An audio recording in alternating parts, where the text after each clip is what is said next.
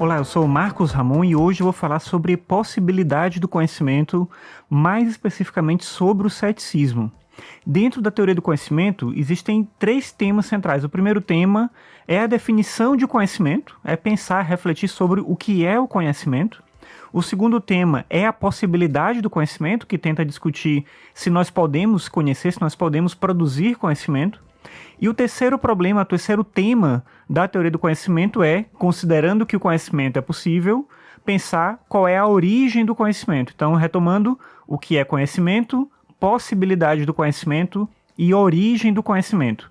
Hoje, como eu falei, o tema aqui é a possibilidade do conhecimento, mas antes de passar para isso, é importante entender a diferença entre conhecimento a priori e conhecimento a posteriori.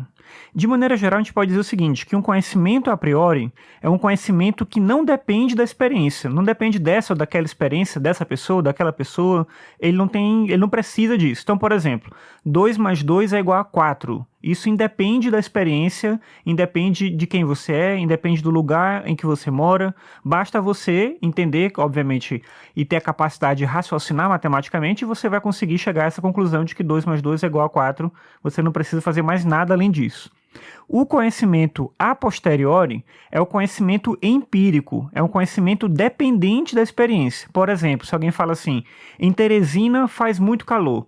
Então, claro, você pode contestar o seguinte, mas e se alguém me fala isso e eu acredito no que ele me disse? Tudo bem, você pode acreditar, mas ele pode falar isso porque ele esteve lá ou alguém esteve lá e essa pessoa sabe que lá faz calor. A gente só sabe que em Teresina faz calor porque existem pessoas que já foram lá, que vivem lá, que moram lá, enfim, e que sabem que lá faz calor. Então, esse é um conhecimento a posteriori. Então, repetindo, conhecimento a priori não depende da experiência. Conhecimento a posteriori depende da experiência, é o conhecimento empírico. Um outro exemplo, só para a gente poder clarear um pouco mais isso. Imagina o seguinte, imagina essa frase aqui. Nenhum objeto totalmente azul é vermelho. Você entende que eu não preciso da experiência para saber que essa frase ela basta a si mesma, ou seja, que ela está correta, é uma frase correta? Basta eu pensar, eu não tenho que ter uma experiência, eu não tenho que demonstrar isso empiricamente. A frase, nenhum objeto totalmente azul é vermelho, ela é auto-evidente, não precisa de mais nada, só ela e já basta. Agora, se eu usar uma variação nessa frase, se eu falar assim, nenhum objeto totalmente azul é frágil. Nesse caso, eu tenho que verificar para comprovar isso. Eu tenho que ter, obviamente, um conceito do que é frágil, do que é fragilidade, e aí eu tenho que verificar. E basta que um objeto totalmente azul seja frágil para aquela frase ser falsa. E aí eu posso mostrar que essa frase ela não corresponde à realidade. Então esse é um caso de uma frase que se conecta com um conhecimento a posteriori. A partir dessa diferença de a priori e a posteriori, a gente vai para um campo específico da possibilidade do conhecimento. Como eu falei no meu caso hoje aqui, a ideia é discutir o ceticismo. Então, parece óbvio dizer que a gente sabe coisas, que a gente sabe de determinadas coisas. Por exemplo, o IFB é uma instituição de ensino. Existem IPs amarelos. Hoje eu estou falando sobre possibilidade do conhecimento. Então, a gente, como eu falei, parece óbvio dizer que essas coisas, elas correspondem à realidade, que a gente sabe essas coisas. Só que, será que a gente realmente sabe?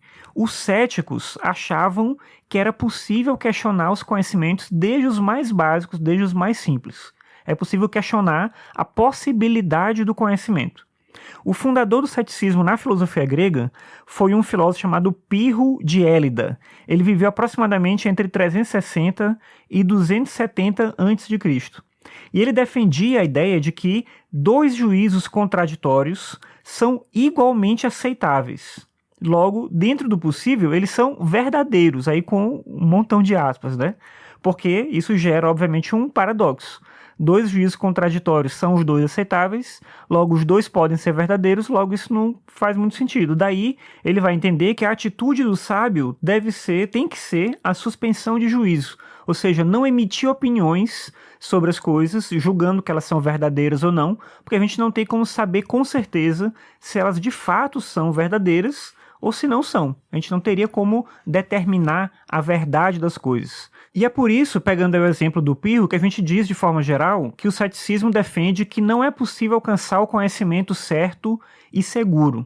Quando a gente fala em conhecimento, a gente tenta relacionar a ideia de conhecimento com a crença, a verdade e a justificação. Ou seja, o conhecimento ele tem que estar vinculado a uma crença verdadeira e justificada.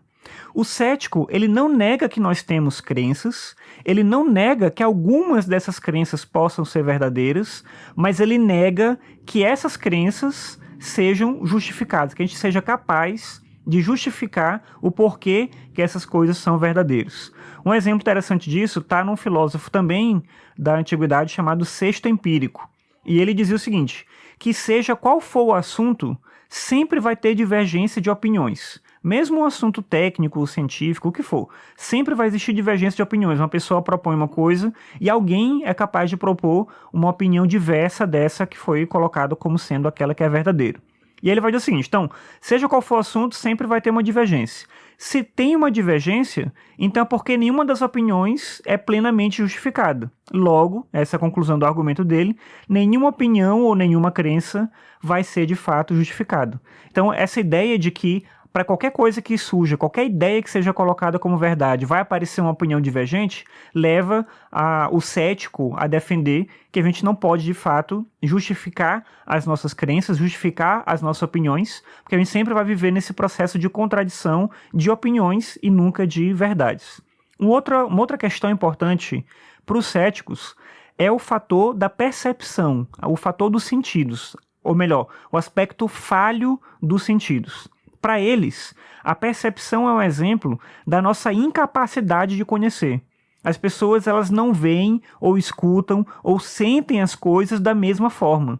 Por isso a percepção ela é uma fonte de dúvida constante. A gente não tem como garantir que as outras pessoas percebem as coisas do mesmo jeito que a gente. Na verdade, em muitos exemplos práticos, é possível demonstrar que as pessoas têm percepções diferentes. Daí eles vão dizer que a percepção, sendo uma fonte de dúvida, ela mostra como que é inviável defender a verdade de qualquer coisa que exista, já que a percepção, a sensibilidade, a experiência é aquilo que a gente tem de mais imediato para lidar com a própria realidade. Outro argumento utilizado pelos céticos é o argumento da regressão infinita, que significa que a gente só sustenta uma crença baseando essa crença em crenças anteriores. E a gente vai levando isso indefinidamente, daí essa ideia de regressão infinita.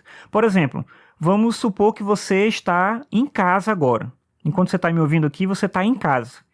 E aí a questão para o cético é, como é que você sabe que você realmente está em casa? Não, aí você vai dizer, eu sei que eu estou em casa porque eu reconheço os objetos aqui ao meu redor, então eu sei que esses objetos aqui ao meu redor são os objetos da minha casa, então eu estou em casa. Mas aí vem a outra questão, como é que você reconhece os objetos da sua casa? Aí você faz, porque eu estou vendo os objetos. Então, para você ter certeza que você realmente está vendo os objetos, você tem que pressupor que a sua capacidade visual está funcionando corretamente, que seus olhos estão funcionando corretamente. E como é que você sabe disso? Aí é porque você tem uma atividade cerebral, entendeu? Você vai sempre puxando para uma coisa anterior, que vai para uma coisa anterior, para uma coisa anterior, e assim, infinitamente, daí existiria essa inviabilidade do conhecimento verdadeiro. Se a gente observar os três argumentos que eu mostrei aqui, o argumento do sexto empírico, que é o argumento da divergência de opinião, o argumento da percepção dos sentidos e o argumento da regressão infinita, a gente vai perceber que os três são válidos. Aparentemente não tem nenhum problema do ponto de vista lógico com esses argumentos. Então, será que a gente não tem mesmo como conhecer nada? Ou melhor, será que a gente não tem como justificar aquilo que a gente conhece? Tem críticas a essa visão dos céticos e eu vou falar sobre isso no outro momento, mas por enquanto você fica com essa questão e pensa você mesmo aí, será que você concorda com os céticos? Será que o conhecimento de fato ele é impossível? Obrigado por me acompanhar em mais esse vídeo, eu espero que você esteja gostando dessas aulas sobre teoria do conhecimento e se você tiver alguma dúvida, alguma questão, você pode entrar em contato comigo e eu tento trazer esses temas em outros momentos. É isso. Obrigado aqui pela sua audiência. Até a próxima.